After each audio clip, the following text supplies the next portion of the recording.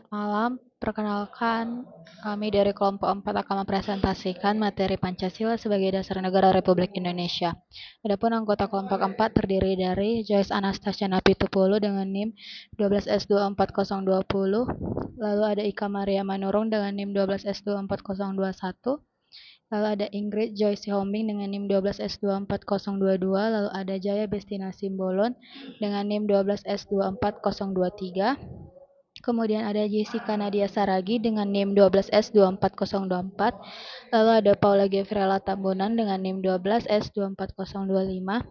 Kemudian ada Griselda Tabita Natania Hutahayan dengan NIM 12S24026. Lalu ada Gracia Gayatri Simanulang dengan NIM 12S24027. Kemudian ada Rotua Immanuela Tampu Bolon dengan NIM 12S24028. Dan yang terakhir ada Aditya Philip Jona Putra Silaban dengan NIM 12S24029. Pendahuluan, apa itu Pancasila? Pancasila adalah dasar negara Republik Indonesia. Artinya semua kehidupan berbangsa dan bernegara harus berlandaskan nilai-nilai Pancasila.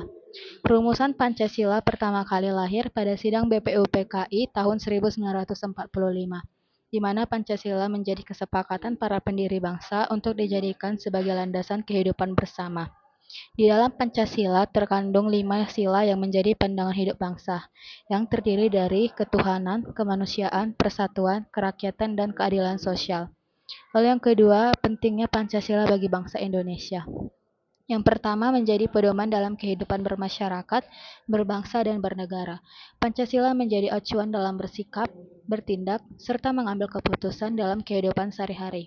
Lalu yang kedua, sebagai alat pemersatu bangsa yang majemuk. Indonesia memiliki banyak suku, agama, dan budaya. Pancasila menyatukan keragaman itu dalam satu kesatuan. Lalu yang ketiga, membentuk karakter dan jati diri bangsa Indonesia. Nilai yang terkandung di dalam Pancasila menumbuhkan sikap cinta tanah air, gotong royong, toleransi, dan semangat persatuan. Lalu yang keempat, menjadi dasar dalam merumuskan kebijakan negara. Semua aturan, undang-undang, dan kebijakan pemerintahan harus sesuai dengan nilai-nilai Pancasila. Lalu yang terakhir, relevan untuk menghadapi tantangan globalisasi dan perkembangan zaman. Pancasila tetap bisa dijadikan pegangan dalam menghadapi pengaruh budaya luar, teknologi, dan perubahan dunia. Jadi di sini saya Griselda akan menjelaskan terkait latar belakang Pancasila. Latar belakang Pancasila dimulai dari BPUPKI pada tanggal 29 Mei hingga 1 Juni 1945. Nah, BPUPKI ini dibentuk oleh Jepang pada tanggal 29 April 1945 untuk mempersiapkan kemerdekaan. Lalu, sidang pertama dibahas terkait dasar negara. Pada tanggal 1 Juni 1945, Insinyur Soekarno mengusulkan Pancasila.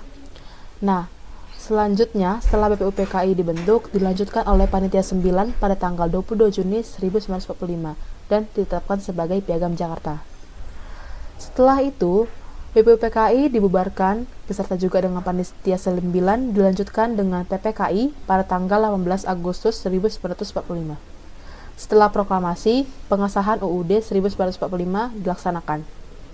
Lalu, sila pertama disempurnakan menjadi ketuhanan yang Maha Esa, menghapus 7 kata Piagam Jakarta, dan terakhir, Pancasila akhirnya resmi menjadi dasar negara Republik Indonesia. Pancasila sebagai dasar negara Republik Indonesia, fondasi bangsa dan hukum. Pancasila menjadi fondasi ideologi dan hukum bagi bangsa Indonesia. Semua aturan harus sesuai dengan nilai-nilai Pancasila. Adapun 5 sila dalam Pancasila, yaitu yang pertama, ketuhanan yang Maha Esa. Yang kedua, kemanusiaan yang adil dan beradab. Yang ketiga, persatuan Indonesia. Yang keempat, kerakyatan yang dipimpin oleh hikmat kebijaksanaan dalam permusyawaratan perwakilan. Dan yang kelima, keadilan sosial bagi seluruh rakyat Indonesia. Adapun peran Pancasila dalam kehidupan berbangsa, yaitu sebagai fondasi hukum yang memberikan arahan dan tujuan bagi pembentukan undang-undang dan aturan lainnya. Menjadi pemersatu bangsa, maksudnya menyatukan masyarakat yang majemuk, yang beragam suku, agama, dan budaya. Nilai-nilainya seperti toleransi dan gotong royong menjadi pegangan bersama. Landasan dalam UUD 1945. Nilai-nilai Pancasila ada dalam pembukaan UUD 1945 secara tersurat maupun tersirat. Undang-Undang 1945 menjadi penjabaran dari Pancasila yang menjadikan filosofi dan jiwa dari konstitusi. Sila pertama, ketuhanan yang Maha Esa. Jadi yang pertama, mari kita lihat maknanya. Sila ini menegaskan bahwa jika kita sebagai bangsa Indonesia adalah orang-orang yang beriman dan bertakwa kepada Tuhan. Namun yang paling penting, kita menjunjung tinggi toleransi antar umat beragama. Negara kita menjamin setiap warga memiliki kebebasan untuk beribadah tanpa paksaan. Nah, sekarang kita lihat bagaimana cara menerapkannya dalam kehidupan sehari-hari. Kita mulai dari hal yang sederhana, seperti membantu pembangunan rumah ibadah agama lain, atau menghadiri perayaan hari besar agama lain sebagai bentuk saling menghormati. Selain itu juga menjaga ketenangan saat orang lain sedang beribadah dan berpartisipasi dalam kegiatan sosial lintas agama. Juga merupakan wujud nyata dari pengalaman sila ini. Intinya sila pertama ini ngajarin kita untuk hidup damai dalam keberagaman dengan saling menghormati dan menghargai keyakinan masing-masing. Yang kedua yaitu kemanusiaan yang adil dan beradab. Setiap manusia memiliki derajat yang sama di hadapan Tuhan maupun di tengah masyarakat.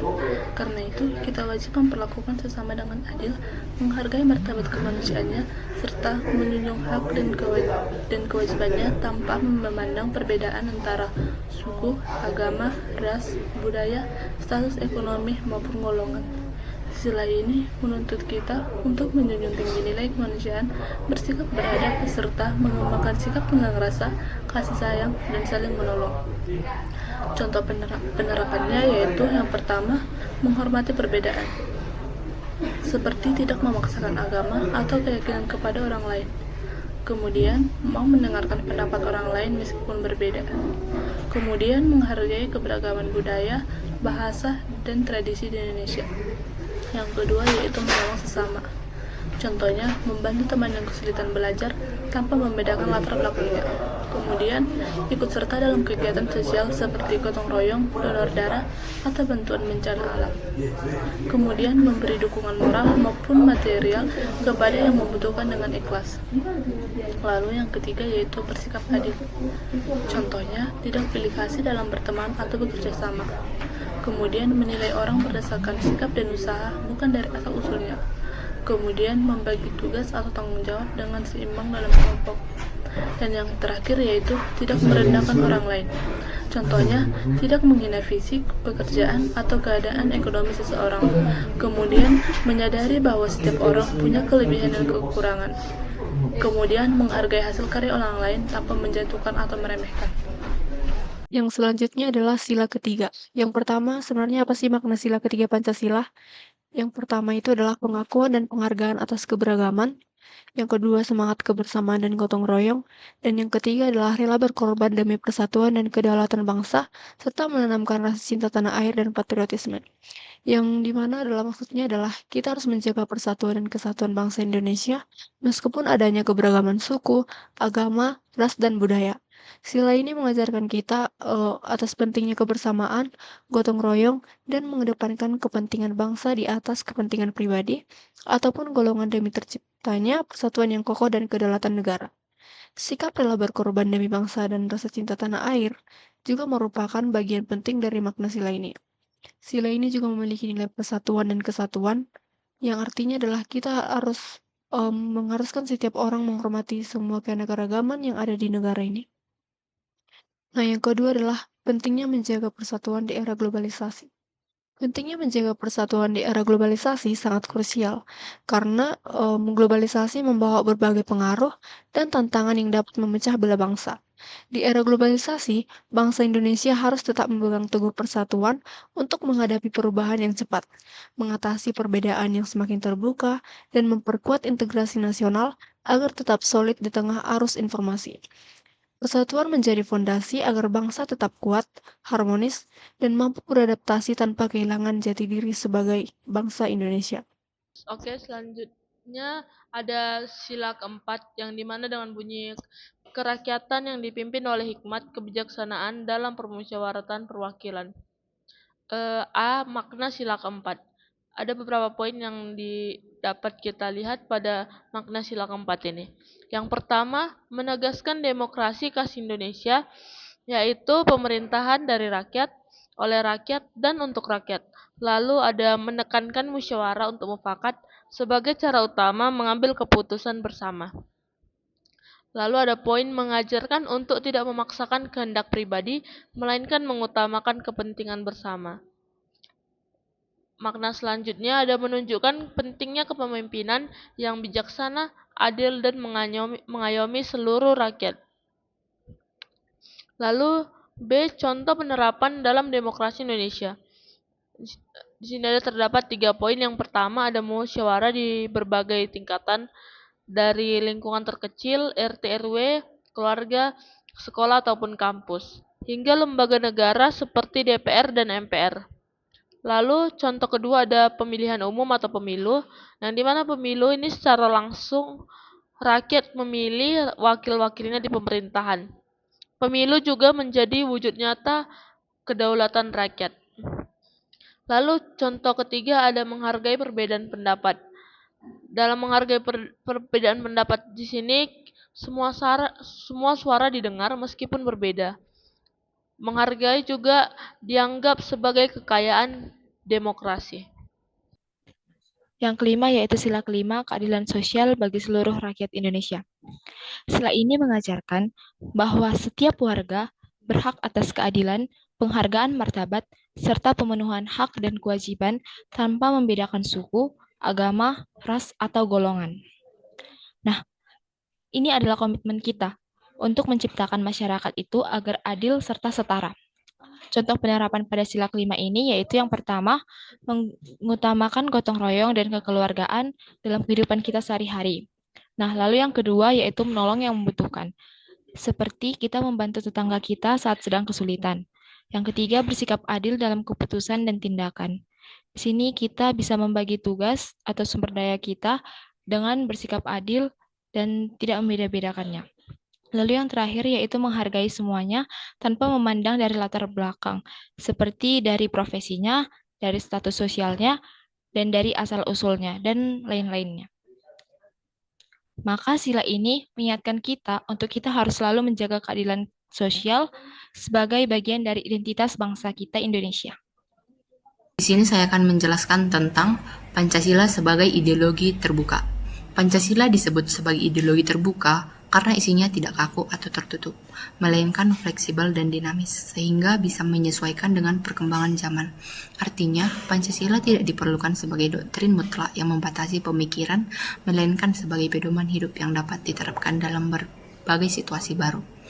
Meskipun terbuka, Pancasila tetap memiliki nilai-nilai dasar yang tidak berubah, yaitu ketuhanan, kemanusiaan, persatuan, kerakyatan, dan keadilan.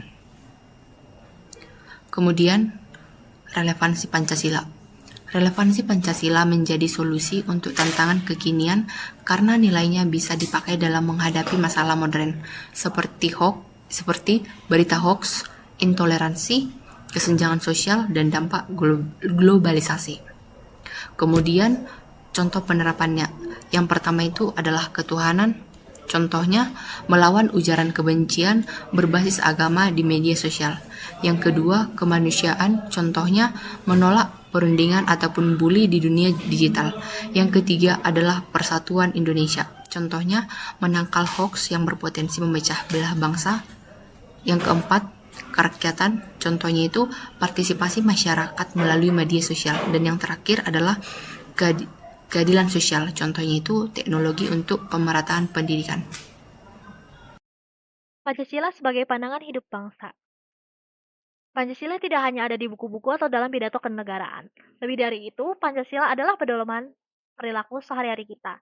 Nilai-nilai seperti ketuhanan, kemanusiaan, persatuan, musyawarah, dan keadilan sosial harus menjadi kompas bagi kita. Saat kita bersikap jujur, menghargai orang, bergotong royong, atau berempati, sejatinya kita sudah mengamalkan Pancasila. Dengan begitu, Pancasila secara kolektif membentuk karakter bangsa kita. Karakter yang kuat, toleran, dan beretika. Jika setiap individu mengamalkan Pancasila, kita akan membangun masyarakat yang tidak hanya maju secara ekonomi, tapi juga kaya akan nilai-nilai luhur. Ini adalah fondasi terpenting untuk menciptakan Indonesia yang damai dan sejahtera. Jadi mari kita jadikan Pancasila bukan hanya sekedar hafalan, melainkan juga bagian dari diri kita yang tercermin dalam setiap tindakan kita. Nah, sekarang kita akan membahas terkait Pancasila dalam kehidupan berbangsa dan bernegara. Indonesia memiliki 17.000 pulau, ratusan etnis, bahasa, agama, budaya, adat istiadat serta suku yang dapat berpotensi mengalami perpecahan antar bangsa. Pancasila hadir sebagai perekat bangsa dan juga integrasi nasional, dengan menumbuhkan persatuan, toleransi, gotong royong, dan juga rasa kebangsaan dan nasionalisme. Sila ketiga Persatuan Indonesia mengutamakan kepentingan bangsa di atas kelompok dan juga kepentingan pribadi. Dasar hukum kita adalah Pancasila sebagai sumber segala dari sumber hukum. Semua aturan tidak boleh bertentangan dengan Pancasila. Dasar politik mengutamakan musyawarah, keadilan, kepentingan rakyat, dan demokrasi merupakan khas Indonesia. Seperti musyawarah mufakat bukan sekadar suara terbanyak. Perbedaan jadi kekayaan bangsa. Hukum dan politik selalu berpijak pada nilai kemanusiaan, persatuan, dan keadilan sosial. Nah, sekarang kita membahas tentang tantangan dalam implementasi Pancasila. Yang pertama ada globalisasi dan budaya asing. Nah, pada globalisasi dan budaya asing ini, arus budaya luar seperti media sosial, gaya hidup modern bisa menggeser nilai Pancasila kita. Kita bisa tergeser nilai Pancasilanya jika kita tidak bijak dan tidak baik dalam menggunakan media sosial dan gaya hidup modern yang kita ambil dari budaya luar. Nah, yang kedua itu ada intoleransi dan kesenjangan sosial. Jadi, dalam intoleransi dan kesenjangan sosial ini, kita kurang menghargai perbedaan, kita kurang menghargai ketimpangan antara kaya dan miskin, dan penyimpangan atas nama HAM dan demokrasi yang justru bisa merusak persatuan kita Indonesia. Nah, untuk solusinya itu yang pertama edukatif, kita dapat belajar dan memahami nilai-nilai Pancasila kita, apa aja nilai-nilai yang tertanam dalam Pancasila kita, dan dapat kita realisasikan dalam kehidupan kita sehari-hari. Nah, yang kedua itu rekreatif atau menarik. Nah, jadi rekreatif ini kita dapat menyampaikan pesan kita dapat menyampaikan pendapat kita dengan cara yang menarik, agar orang lain juga tertarik mendengarnya. Lalu, yang terakhir itu ada multikultural, yaitu menghargai keberagaman. Jadi, multikultural ini kita menjaga dan menghargai keberagaman kita serta menjaga toleransi kita antara umat beragama. Jadi dengan langkah-langkah ini, dengan solusi-solusi ini, kita bisa memastikan bahwa Pancasila itu tetap relevan dan memastikan kita itu kuat menghadapi dinamika zaman dan perkembangan zaman yang ada. Yang selanjutnya adalah upaya penguatan Pancasila. Ada 3 upaya penguatan Pancasila. Yang pertama adalah pendidikan karakter. Integrasi nilai-nilai Pancasila di sekolah dan kampus bertujuan untuk membentuk generasi yang tidak hanya cerdas secara akademis, tetapi juga berakhlak mulia. Pendidikan karakter ini mengajarkan siswa dan mahasiswa untuk bersikap jujur, disiplin, bertanggung jawab, toleran, serta menghargai perbedaan. Dengan begitu, Pancasila benar-benar menjadi bagian dari pola pikir dan perilaku sehari-hari generasi muda. Kemudian, gerakan cinta tanah air. Gerakan ini menumbuhkan rasa bangga terhadap Indonesia dengan cara sederhana, namun bermakna. Misalnya menggunakan produk dalam negeri, melestarikan budaya lokal, serta berpartisipasi dalam melaksanakan kegiatan nasional seperti upacara, festival budaya, atau kegiatan sosial. Tujuannya agar masyarakat tidak hanya mencintai Indonesia secara simbolik, tapi juga melalui tindakan nyata yang memperkuat identitas bangsa. Yang ketiga, penerapan nilai Pancasila. Pancasila harus diamalkan dalam kehidupan sehari-hari, bukan hanya dipahami sebagai teori. Tapi contoh penerapannya adalah toleransi, yaitu menerima dan menghargai perbedaan agama, suku, atau pendapat. Kemudian gotong royong, bekerja sama untuk kepentingan bersama. Kemudian yang ketiga, musyawarah, menyelesaikan masalah dengan mufakat, bukan memaksakan kehendak. Dan saling menghormati, yaitu menjaga keharmonisan dalam hubungan sosial. Dengan penerapan ini, nilai Pancasila akan terasa nyata dalam kehidupan bermasyarakat, berbangsa, dan bernegara. Kemudian kesimpulan. Pancasila adalah dasar negara dan pandangan hidup bangsa Indonesia. Ia adalah fondasi yang kokoh untuk membangun negara yang berdaulat, adil, dan makmur. Setiap sila Pancasila memiliki makna yang mendalam dan penerapan nyata. Nilai-nilai ini bukan sekedar teori, tetapi harus diwujudkan dalam tindakan sehari-hari. Pancasila harus terus dijaga, dilestarikan, dan diamalkan dalam kehidupan berbangsa dan bernegara. Ini adalah tugas kita bersama untuk memastikan Pancasila tetap relevan dan menjadi pedoman abadi bagi bangsa Indonesia.